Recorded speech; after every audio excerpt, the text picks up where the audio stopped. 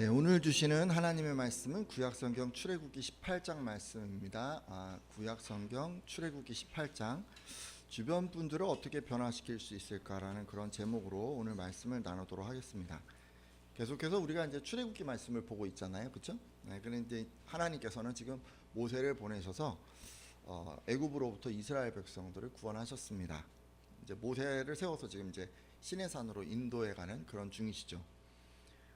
오늘 보실 말씀은 이스라엘 사람들이 시내산 근처에 머무를 때입니다. 그러니까 르비딤에서 물이 떨어져서 모세가 반석을 쳐서 물이 나오게 되고, 또 뭐 그 이후에는 이제 아말렉이 쳐들어왔잖아요. 근데 이제 그들을 무찌른 다음에 그런 있었던 일이라고 추측이 됩니다. 이렇게 하나님의 능력으로 광야에서 물을 얻고 또 아말렉을 다 섬멸했으니까 지금 이제 이스라엘 분위기가 굉장히 좋을 것 같아요, 그죠? 뭔가 좋은 일이 막 있죠. 하나님이 함께 하셔서 뭐 기적도 일어나고 또 뭐 적군들을 그냥 한 번에 다 물리치고, 그러니까 이제 엄청 분위기가 좋은 그런 상황에서 외부에서 손님이 이들을 방문했습니다. 누가 방문했을까요? 한번 말씀을 통해서 누가 왔는지 보려고 하는데, 출애굽기 18장 1절에서 3절 상반절까지 말씀 같이 한번 읽습니다. 모세의 장인이며, 같이 읽습니다. 시작. 모세의 장인이며 미디안 제사장인 이드로가 하나님이 모세에게와 자기 백성 이스라엘에게 하신 일, 곧 여호와께서 이스라엘을 애굽에서 인도하여 내신 모든 일을 들으니라. 모세의 장인 이드로가 모세가 돌려보냈던 그의 아내 십보라와 그의 두 아들을 데리고 왔으니. 아멘. 자, 미디안 제사장이라고 합니다. 그리고 이제 미디안 제사장이지만 모세에게는 장인이었죠. 이름이 뭔가요? 이드로라고 지금 소개하고 있죠. 하나님께서 지금 모세와 이스라엘에게 하신 일을 그 이드로가 들었다고 합니다. 그러니까 하나님께서 어떻게 이스라엘을 애굽에서 인도해 내셨는가라는 것을 그가 이제 들은 거죠. 그리고는 그때까지 이드로의 집에 머무르고 있던 모세의 아내 십보라와 모세의 두 아들을 데리고 지금 시내산에 왔다고 합니다. 자, 그러면 모세가 하나님의 은혜로 이스라엘을 해방시켰다는 얘기를 듣고 장인 이드로와 그의 아내가 지금 온 건데요. 근데 좀 의외인 것을 우리가 여기서 하나 확인할 수 있습니다. 모세, 그의 아내, 그리고 그 두 아들. 이제 이 모세가 이 사람들을 돌려보냈다고 지금 얘기를 하고 있어요. 우리는 그 모세가요, 그 애굽에서 지금 10가지 기적을 행하고 막 지금 뭐 물을 가르고 막 이렇게 나왔잖아요. 그럼 전쟁도 치렀잖아요. 근데 그 동안에 이 아내 또 뭐 그 가족들이 다 옆에 있었을 거라고 우리는 생각을 하는데, 근데 그게 아니었나 봅니다. 아니, 그러면 모세는 언제 이들을 돌려보냈을까요? 한번 우리 이 성경을 보잖아요. 그러면 언제 돌려보냈다는 기록이 없어요. 그래서 언제 왜 돌려보냈는가를 좀 이제 추론해 본다면, 우리가 이제 알고 있는 한 가지 사건이 있는데, 그게 뭐냐면 아들의 할례 문제로 모세가 심각한 생명의 위협을 받았던 때가 아닌가 생각이 됩니다. 잠시 그 부분 말씀 보려고 하는데, 출애굽기 4장 24절에서 26절까지 말씀인데요. 제가 읽겠습니다. 모세가 길을 가다가 숙소에 있을 때 여호와께서 그를 만나사 그를 죽이려 하신지라. 십보라가 돌칼을 가져다가 그의 아들의 포피를 베어 그의 발에 갖다 대며 이르되, 당신은 참으로 내게 피 남편이로다 하니 여호와께서 그를 놓아 주시니라. 그때 십보라가 피 남편이라 함은 할례 때문이었더라. 아멘. 자, 모세가요, 하나님의 명령을 받들어서 지금 애굽으로 떠나려고 하고 있을 때의 이 얘기입니다. 그러니까 모세가 길을 좀 갔던 것 같아요. 그런데 어떤 숙소에 지금 머무르고 있었어요. 근데 그 숙소로 하나님께서 찾아오셔서 모세를 죽이려고 하셨습니다. 그러자 그의 아내 십보라가 어떻게 했죠? 칼을 가지고 자기 아들의 그 포피를 잘라서 모세의 발에다 이렇게 딱 대면서 당신은 나에게 피난편입니다라고 말했습니다. 그러니까 십보라가 직접 나서서 뭘 한 거예요? 아들들에게 할례를 행한 거예요. 그러니까 하나님이 그 모습을 보시고 모세를 놓아주게 되죠. 바로 그때 십보라가 피난편이라고 말했습니다. 자, 자신이 지금 뭐 했어요? 아들들에게 할례를 행했잖아요. 근데 이게 누구 때문이라고요? 남편 때문이라고. 남편 때문에 내가 이걸 했다라는 의미로 지금 이렇게 얘기한 것 같아요. 자, 그렇다면 하나님께서 모세를 죽이려고 하신 것은 그가 아들들에게 할례를 행하지 않아서였다고 생각됩니다. 그러면 모세가 왜 아들들에게 할례를 행하지 않았을까요? 모세는요 할례를 했어요. 모세는 난지 8일 만에 할례를 했을 거예요. 그 친어머니 손에 또 길러졌잖아요. 그러니까 이스라엘 사람이라면 할례를 행해야 한다는 것을 잘 알고 있었을 거예요. 근데 왜 안 했을까요? 모르긴 해도 안 했다라기보다는 못한 게 아닌가라는 생각이 좀 듭니다. 그와 함께 했던 이 미디안 족속 있잖아요. 이 미디안 족속은 할례를 좋게 여기지 않았기 때문입니다. 무엇보다 지금 아내인 이 시보라가 생식기에, 그러니까 자녀들의 그 생식기에 칼을 대는 것을 반대했으리라고 생각을 합니다. 여러분 그렇지 않나요? 신앙적인 이유로 자녀가 고통을 받아야 돼요. 그럼 그걸 좋아할 엄마가 어디 있어요? 자녀가 신앙을 가졌으면 하는 것은 누구나 다 그렇지 않아요? 잘 됐으면 하는 그런 마음에 자녀가 신앙을 가졌으면 하는데, 신앙을 가지려다 보니까 남들은 안 해도 되는 이 할례 의식을 해야 하고 며칠씩 고통스러운 어떤 시간을 견뎌야 한다면 그것을 반길 엄마는 흔치 않으리라 생각합니다. 근데 우리도 좀 비슷해요. 여러분 잘 생각해 보세요. 만약 여러분의 자녀가 교회를 다녔는데, 근데 이제 뭐 교회 다니면 뭐 해야 돼요? 신앙생활 하다 보니까 뭐 주일 성수 해야 될 수 있잖아요. 그럼 공부할 시간이 안 나는 거예요. 그래갖고 막 자녀들이 힘들어요. 공부할 시간이 없어요 엄마, 막 이렇게 얘기를 하는 거예요. 그 세상에서 경건하게 살자고 하니까 뭐 학교 생활하는 것도 힘들고 친구 사귀는 것도 힘들고 직장 생활하는 것도 너무 힘들어요. 또 믿음의 가정을 이루어야겠다라고 생각을 하다 보니까 배우자 만나는 게 너무 힘든 거예요. 그래서 이제 남들은 이거 하나도 겪지 않아요.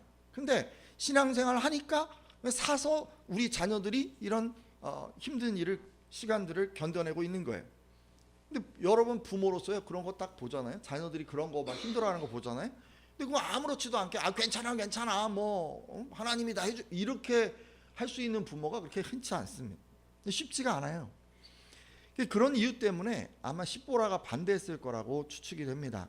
그럼 모세는 뭐 반대하니까 뭐 어떻게 이걸 할례를 할 수가 있겠어요? 뭐 온 집안 사람들 뭐 다 주변 사람들 다 반대하는데 뭐 못했겠죠. 모세는요 오갈 데 없는 자신을 받아주고 40년간이나 은혜를 베풀어 준 이 아내 또 처가, 그 사람들 주변 사람들이 싫어하는 일을 하고 싶지 않았기 때문에 할례를 행하지 않았던 것 같습니다. 왜냐하면 그 사람들은 자신을 아껴주고 뭐 사랑해주고, 여러분 이 모세는 그랬잖아요. 도망자였잖아요, 그죠? 도망자라고 하는 현실적인 문제를 해결해 주었기 때문입니다. 어쩌면 이 사람들은 모세에게는 생명의 은인이라고 할 수도 있어요. 어떻게 그런 사람들의 그 마음을 다 그렇게 힘들게 할 수가 있겠어요? 근데 문제는요, 뭐 우리는 이제 이런 상황을 보면은 이제 다 이해가 돼요. 모세가 힘들었을 것 같고 뭐 못했을 것 같고 뭐 이런 상황들이 다 이해가 돼요. 근데 이런 사정을 그럼 뭐 하나님은 어떻게 하셨을까요? 하나님은 봐주셨을까요? 그런 거 같지가 않아요. 우리 같으면 봐줄 것 같아요. 저 같으면 그냥 괜찮아 그냥 그럴 수도 있지 뭐 얘기도 할 수 있을 것 같아요. 근데요 하나님은 그렇게 하지 않으셨어요. 하나님은 모세를 죽이려고 하셨어요. 그 전에 미디안에서 모세가 할례를 행치 않고 살 때는 그냥 아무 말씀도 없으셨어요. 그냥 놔두셨어요. 근데 이제 지금 어떤 상황이냐면 모세가 이스라엘 공동체 일원으로, 아니 어쩌면 하나님 나라의 백성으로 지금 살겠다고 하고 길을 떠나고 있잖아요. 근데 그러면서도 할례를 시행하지 않으니까 죽이려고 하신 겁니다. 그동안에 하나님께서 가만 계셨던 건 뭐 다른 게 아니죠. 아직 모세가 제가 하나님의 백성으로 살겠습니다, 내가 하나님의 공동체 일원이 되겠습니다 라고 그가 결단하지 않았기 때문에 그냥 놔두신 거예요. 근데 일단 하나님 나라의 백성이 되기로 결단했다면 하나님은 그에게 순종을 요구하십니다. 봐주는 분이 아닌 것 같아요. 근데 우리도 그렇지 않습니까? 우리도 주변 사람들과의 관계 때문에 말씀대로 살지 못할 때가 있습니다. 일단요 이 모세처럼요 여러분 누군가에게 그 은혜를 받잖아요. 그 은혜를 받은 사람들 주변에 많이 있어요. 그죠? 그런 사람들의 의사에 반하는 게 참 쉽지가 않아요. 여러분 부모님이 만약에 그러시면요 우리가 부모님의 의사를 반하고 뭐 신앙을 주장하기가 참 쉽지가 않아요. 그리고 선생님도 그럴 수 있어요. 여러분 선생님들이 여러분을 또 잘 양육해 주시면 그런 분들의 의사에 반하는 것도 힘들고, 뭐 가족들은 뭐 오죽하겠어요. 뭐 남편 아내 뭐 가족들 뭐 주변 지인들 그런 분들 관계가 또 돈독하면 돈독할수록 더 그렇습니다. 그런 분들에게 신앙을 주장하는 게 정말 힘든 일인 것 같아요. 그 신앙이 아까 이제 보셨잖아요. 상대에게 어떤 희생을 요구해야 하고 또 고통스러울 수도 있는 것이라면 더 그럴 것 같습니다. 하지만요, 우리가 하나님의 백성이 되고자 한다면, 그러니까 우리 같으면 이제 이렇게 하나님의 백성이 되잖아요. 입으로 예수를 주로 시인하고 하나님께서 그를 죽은 자 가운데서 살리신 것을 믿어서 하나님의 자녀가 되고자 한다면 하나님께서는 뭘 요구하십니까? 순종을 요구하세요. 순종. 그러므로 오늘 함께한 예배자 가운데 여러분 말씀에 온전히 순종하지 못했던 분이 계시다면 돌이켜 주십시오. 사실요, 그 예전에 그 베드로 사도가 그런 일을 한번 당했었어요. 이제 대제사장이 베드로 사도와 여러 사도들을 모아놓고 하나님께 불순종하라고 자꾸 이렇게 종용한 거예요. 꼬신 거예요. 그렇게 하라고. 뭔가 그렇게 해야 너희가 살 거다. 내가 뭔가 특혜를 줄게. 이렇게 이제 막 꼬신 거죠. 근데 거기다 대고 베드로가 뭐라고 얘기를 하냐면 사람보다 하나님께 순종하는 것이 마땅하니라라고 대답을 했습니다. 하나님의 자녀가 되었다면 사람의 말을 따르는 게 아니라 하나님의 말을 따라야 한다는 것입니다. 여러분도요, 베드로처럼 이렇게 딱 고백하는 분들 다 되셨으면 좋겠어요. 사람에게 순종하는 게 아니죠. 사람보다, 그죠? 사람보다 하나님께 순종하는 게 마땅하니라라고 말이죠. 물론 뭐 사람이 하나님의 뜻을 또 이렇게 얘기하면 사람에게 좀 순종하셔야죠. 여러분 제가 막 하나님의 말씀 막 하는데 목사님도 사람이야. 그러면서 뭐 말 듣지 말자. 이거 말씀대로 살아야 되지. 이러시진 않으시겠죠? 그런 얘기가 지금 아니죠. 이 얘기는 하나님의 뜻에 반해서 얘기하는 사람을 얘기하는 거잖아요. 그죠? 제 얘기는 좀 이렇게 잘 들으셔도 돼요. 제가 하나님의 말씀을 전할 때는 또 순종하시는 게 더 좋습니다. 자, 그런데요, 이렇게 하나님께서 불순종하는 모세를 죽이려고 하실 때 모세 아내 십보라는 하나님께서 죽이시려는 이유를 잘 알고 있었습니다. 그러니까 할례를 못하게 해서 모세가 죽게 된다는 것을 이미 알고 있었던 거죠. 그래서 십보라는 모세가 위기에 처하자 자신이 직접 아들들에게 할례를 행했습니다. 여러분 앞서 말씀드렸지만 이 할례는 진짜 좀 약간 이게 보통 이거 안 하는 사람들은요 너무 이게 잔인한 거예요. 막 피를 봐야 되잖아요. 그 자녀가요 난지 8일 만이면은 여러분 그 8일 정도 된 아이를 본 적이 있으시죠? 뭐 8일 뭐 아니야 100일 이내 아이들은 다 요만하잖아요. 그 아이한테 생식기를 자르는 게 아니죠. 그냥 표피를 잘라내는 건데 어쨌든 칼로 살을 잘라서 피가 나게 한다고 생각을 해보세요. 애가 그냥 가만히 있겠어요? 난리가 나죠. 그거를 보는 엄마, 그거를 보는 아빠, 할머니 뭐 다 마음이 그냥 다 찢어질 거 아니에요. 생각을 해보세요. 그걸 지금 하기 싫어서 안 했는데요. 지금 자기가 그냥 한 거예요. 지금 어떻게 했다가 결국 이제 십보라가 해서 모세는 이제 위기를 면하게 됐지만 여러분 이게 우리가 이거 하나 좀 꼭 기억해야 할 게 있습니다. 싫다고 안 하잖아요. 싫다고 자꾸 피하잖아요. 그러면 더 힘든 일을 만날 수가 있다는 거예요. 이게 없어지는 게 아니라 이게 막 쌓여가지고 어느 순간 팡 터지는 것 같은 느낌이에요. 치카치카 해야 되는데 안 하잖아요. 어느 순간인가 큰일 당합니다. 치과 가서 아주 고통스럽죠. 뭐 그런 거예요. 십보라는 할례가 너무 잔인하고 자녀를 고통스럽게 만들어서 반대했습니다. 할례 과정 가운데 자녀가 울고 아파하는 것을 봐야 했기 때문이죠.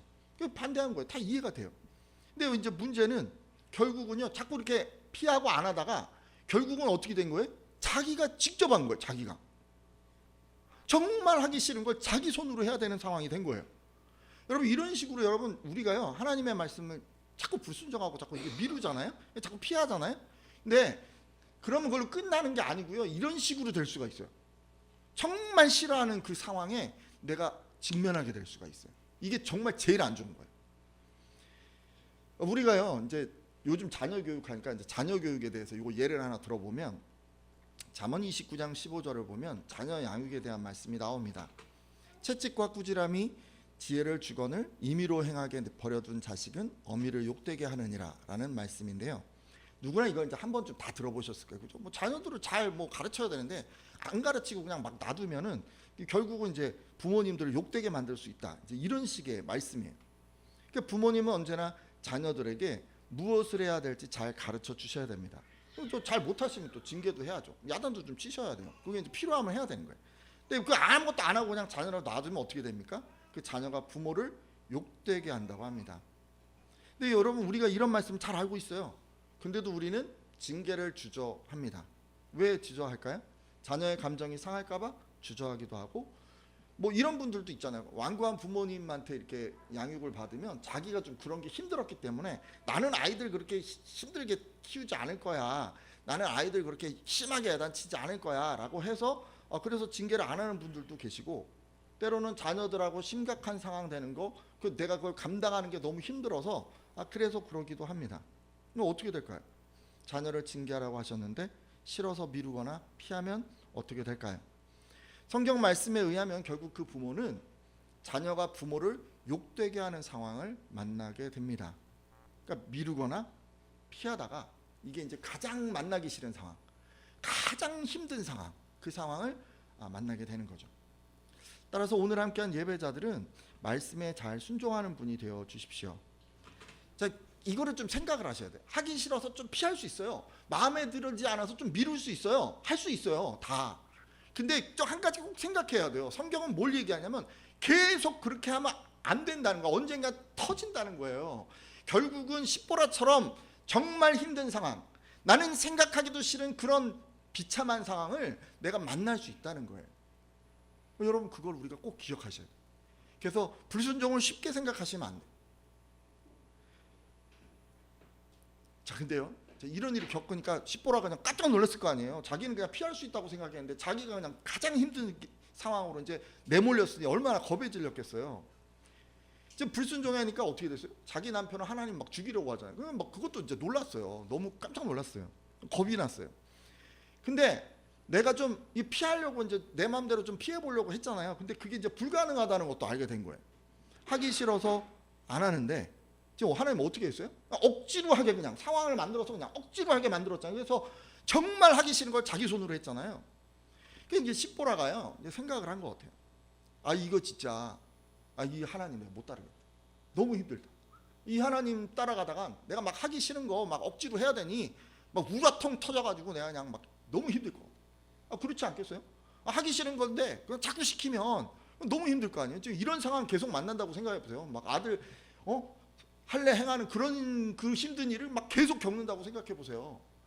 뭐 어떻게 버텨내겠어요? 그러니까 이제 십보라가 하나님을 그러니까 모세를 따라서 지금 이제 가다가 도중에 지금 친정으로 돌아간 것 같아요. 그래서 이제 우리는 이렇게 좀 이 상황을 좀 보고 있습니다. 십보라는 어떤 사람이에요? 그럼 싫으면 절대 안 하고 억지로 시키면 떠나버리는 사람이죠. 그러니까 자기 마음대로 하려는 사람.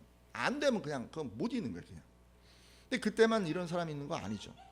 요즘도 많은 사람들이 이렇게 살아갑니다. 권위에 순종하지 않고 마음에 들지 않으면 떠나가는 분들이 계시죠. 근데 여러분 이런 분들이 같이 있잖아요. 그럼 마음이 힘들어요. 자기중심적으로 살아가시니까 뭐 남의 말을 잘 듣지 않으니까 뭐 좀 힘들죠. 뭐 억지로 하자고 하면 뭐 십보라처럼 이렇게 할 거 아니에요. 그러니까 이런 사람이랑 같이 뭐 직장 생활하거나 뭐 가정이나 아니면 뭐 친구들이 이런 친구가 있거나 뭐 이러면요 정말 힘들어요. 이분들 이렇게 자꾸 하다 보니까 이런 분들은 이제 신앙생활을 열심히 내기가 쉽지가 않아요. 주변 사람들과의 관계도 소원할 수밖에 없겠죠. 하지만 우리는 이런 분들이 하나님을 잘 섬기고 말씀에 순종하기를 바랍니다. 그러시지 않은 것 같아요. 주변에 그런 분들이 없으신가 봐요.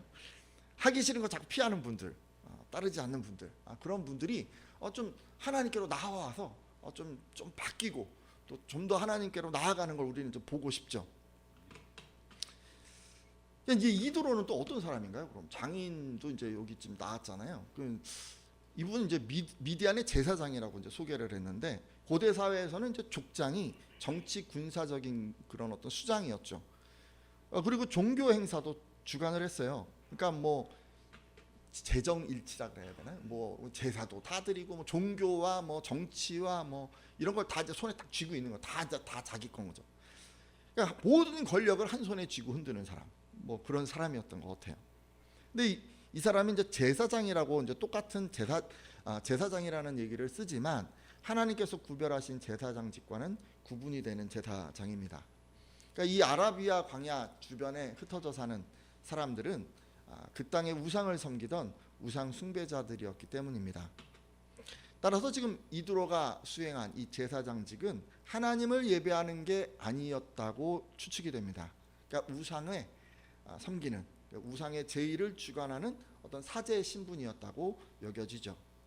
많은 학자들은 가나안의 토속신인 바알을 믿었을 것이라고 추측을 합니다. 여러분, 바알은 어떤 신인가요? 인간에게 풍요를 주는 신이죠. 우리는 지금도 바알이다라고 이제 얘기를 하잖아요. 그럼 바알이 뭘 상징하냐면 돈과 물질 만능주의를 상징해요. 지금도. 그러니까 이제 이게 지금 바알을 섬겼을 거라고 추측을 한다면 이 사람은 이제 지금으로 치자면 돈을 섬기고 뭐 재물을 숭배하는 어떤 그런 사람 아니었을까 이렇게 이제 생각을 하고요.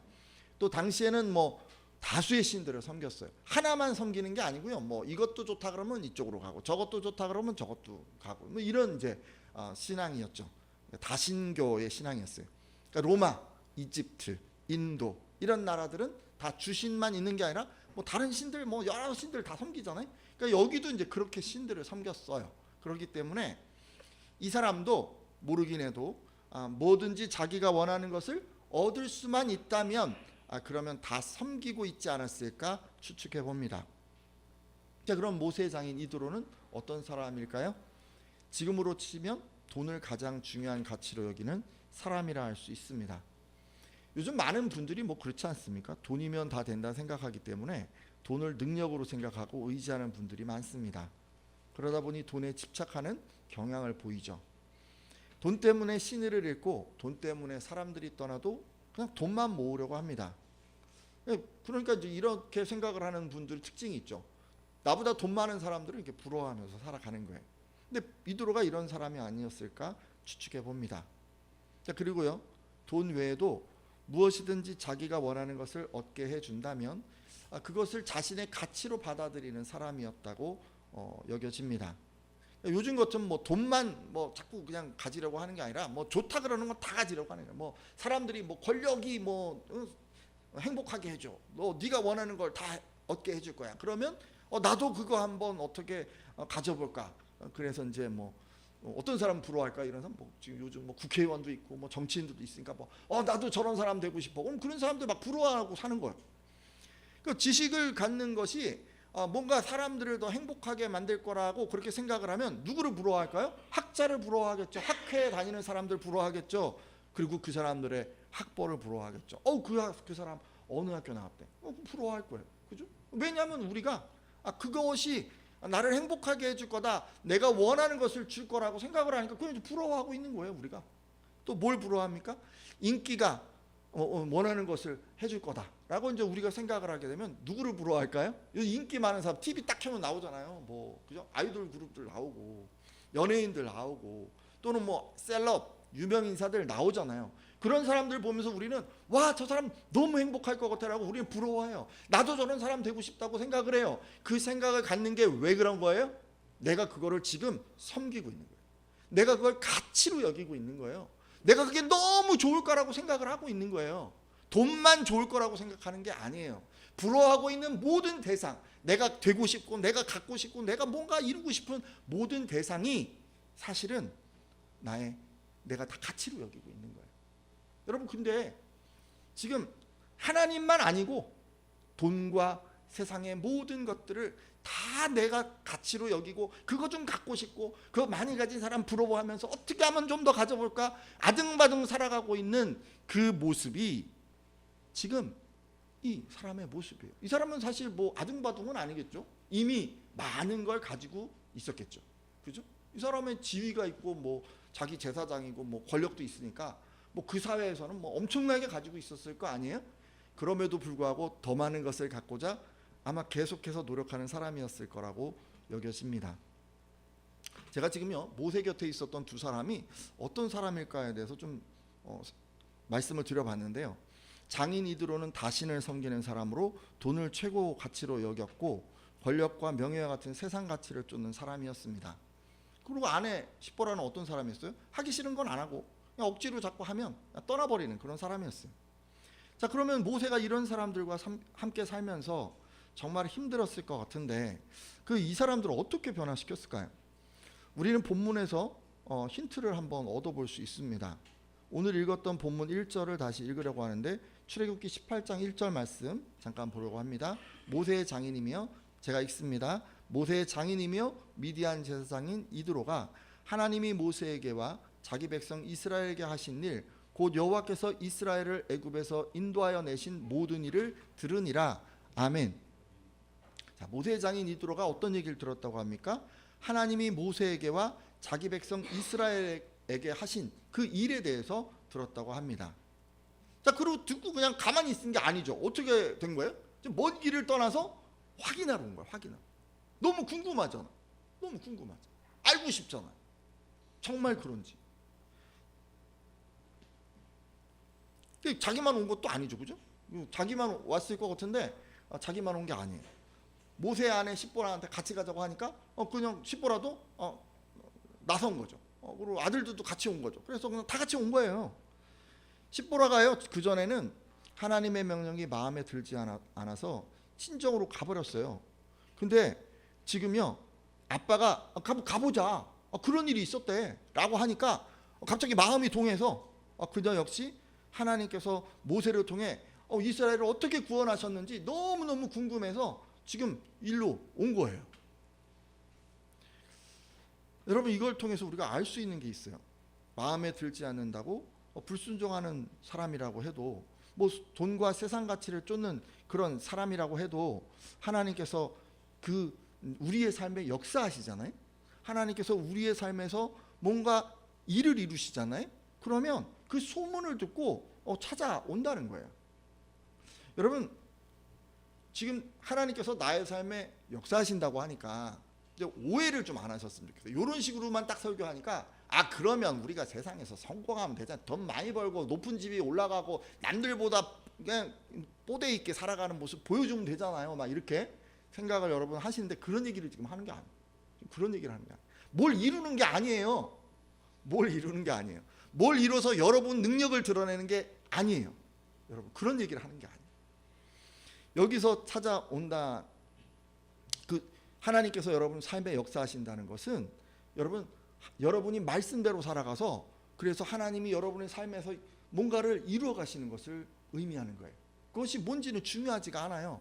그냥 여러분의 삶에 하나님께서 살아계시는구나, 여러분의 삶에서 하나님이 역사하시는구나를 사람들이 알기만 하면 되는 거예요. 물론 여기서 찾아온다는 것은요, 그들 모두가 구원을 얻는다는 것을 의미하지는 않습니다. 찾아온다는 것은 그 사람들이, 그러니까 하나님이 누구신지 알려고 한다는 것입니다. 그들에게도 하나님을 알 수 있는 기회, 구원의 기회가 주어지는 것이죠. 바로 이게요, 그러니까 모세가 그의 장인과 아내를 위해서 할 수 있는 최선이었습니다. 그럼 우리도 이렇게 해야 되지 않겠습니까? 사실요, 우리가요, 누군가에게 뭐 이렇게 이 사람 내가 신앙을 좀 주입을 해줘야겠다. 그래서 쭉 해서 신앙이 올라가고 있어. 50%, 80, 뭐 재미가 하나도 없나 봐요. 그렇게 할 수가 없어요. 그렇게 할 수가 없어요. 어디 가가지고 그냥 딱 여기 좀 넣어주세요. 차 귀족 가스 충전도 하고 뭐 휘발유도 딱 하면 이렇게 게이지 쭉 올라가는 것처럼, 아니 그렇게 좀 사람들한테 신앙을 좀 팍 이렇게 다 넣어주면 얼마나 좋겠어요. 전 좀 그렇게 했으면 좋겠어요. 그럼 제가 좀 편할 수 있을 것 같아요. 이게 안 되는 거예요. 그게 신앙은 주입하는 게 아니에요. 그거 우리가 할 수 있는 일이 아닌 거예요. 우리가 할 수 있는 일은 그런 게 아니에요. 그냥 그분들이 복음에 귀를 기울일 수 있도록 여건을 조성하는 것 정도만 할 수 있어요. 지금 그것만 할 수 있어요. 그러려면 먼저 말씀에 순종하는 삶을 우리가 살아가야 합니다. 부담되는 거 미루고 힘든 거 안 하고 뭐 그런 게 아니고요, 여러분. 온전히 순종하면서, 진짜 한 말씀이라도 온전히 순종하면서 그 말씀을 우리 삶에서 이루려고 그렇게 이제 우리가 살아가야 하는 것이죠. 그래서 그 말씀을 통해서 하나님의 역사하심이, 하나님의 약속이 우리 안에서 결과로 드러나야 하는 거예요. 모세의 삶에 기적이 있었던 것처럼 우리의 일상에도 기적이 일어나게 해야 됩니다. 이 기적은 다른 기적이 아니에요. 하나님의 이미 말씀하신 그 약속의 말씀의 그 약속들이 우리 삶에서 열매 맺는 것을 보여줘야 하는 거예요. 여러분, 이렇게 하실 때 세상을 따르던 그 우리의 주변 분들이 역사하시는 하나님이 궁금해서 우리 곁으로 오게 될 것입니다. 그러니까 말씀을 들으려고 하실 거예요. 바로 이게 우리가 그분들을 위해서 할 수 있는 최선이라고 믿습니다. 그래서 오늘 함께한 분들은 다 이렇게 좀 하는 분들이 되어 주셨으면 좋겠습니다. 다른 거 필요 없어요. 다른 사람들 어떻게 변화시키려고 내가 막 노력하면 할수록 되는 거 하나도 없어요. 그냥 여러분의 삶에서 하나님이 드러날 수 있도록 여러분이 더 거룩하고 더 경건하고 더 의롭게 여러분 살아가시면 돼요. 말씀을 붙잡고 조금 더 살아가시면 돼요. 그래서 지금보다 더 많이 하나님이 여러분의 삶에서 드러날 수 있도록 그렇게 하시면 돼요. 그냥 그렇게 하시면. 그러면 그렇게 어느 정도 하다 보면 그분들이 궁금해서 하나님을 찾게 될 것입니다. 이제 말씀을 맺고 기도하려고 하는데요. 지금까지 모세 주변에 있었던 두 사람에 대해서 말씀드렸습니다. 아내 십보라는 순종하지 않는 사람이었고 억지로 하게 하면 떠나버리는 사람이었습니다. 그리고 장인 이드로는 돈과 같은 세상 가치를 최고로 생각하는 사람이었습니다. 혹시요, 우리들 가운데 뭐 이렇게 또 살아가는 분들 안 계시겠지만 혹시 계시다면 돌이켜 주시고, 이후로는요 여러분, 주변 사람들의 자꾸 눈치를 보는 게 아니라 하나님 말씀에 온전히 순종하겠다고 이렇게 결단해 주십시오. 그리고 모세는 자신을 통해서 하나님의 능력이 드러나게 해서 세상 가치를 쫓고 완고했던 사람들이 하나님을 찾아오게 했다고 했습니다. 혹시요, 우리가 이제 주변 분들이 하나님을 믿었으면 좋겠다라는 그런 마음으로 막 노력을 합니다. 그죠? 근데 이제 이게 막 하다 안 되면 이제 이게 막 낭망하기도 하고 포기하기도 하는 거예요. 그죠? 근데 그렇게 혹시 마음을 가졌던 분이 있으시다면 돌이켜 주십시오. 이후로는 딴 거를 하는 게 아니라 여러분 말씀에 온전히 순종해서 내게 하나님의 능력이 나타나게 하겠다고 그렇게 한번 결단해 주십시오.